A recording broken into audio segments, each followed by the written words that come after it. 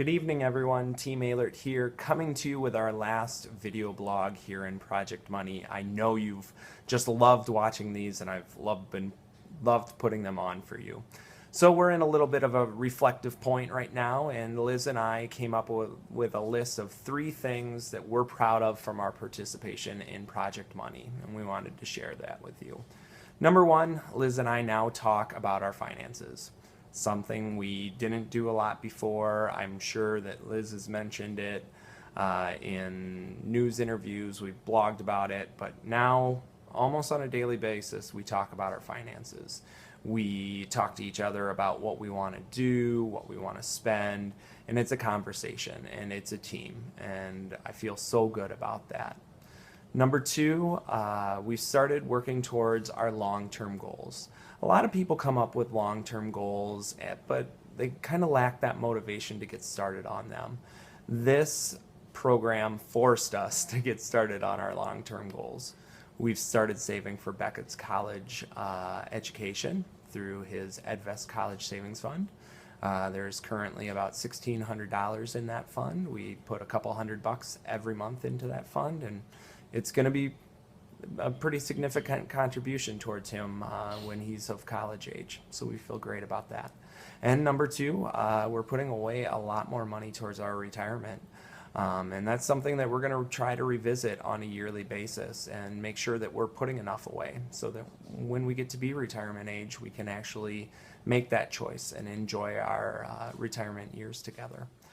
Number 3, and this is something that we talked about as motivation for why we got involved in Project Money, is we've built back to approximately 75% of our pre-condo savings amount that we had. So we sold our condo and it was underwater. We needed more room when Beckett came. That wiped a fund out that we had been putting money aside for a down payment. And we've built it back in 7 months to 75% of that pre-selling amount. So feels great just to have that there and to know that we're making positive strides forward every month towards that.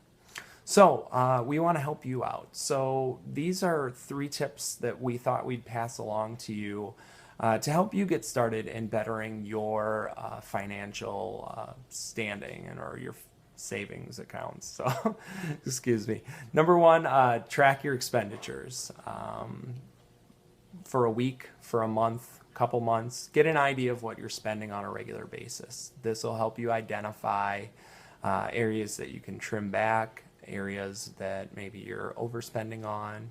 So it's really a crucial first step. It's kind of a pain in the butt, but it's worth it. Step number 2, budget, budget, budget. And you do this from tracking your expenditures. That way you know where you're spending your money and you can actually come up with a realistic budget. And number 3, ask for help.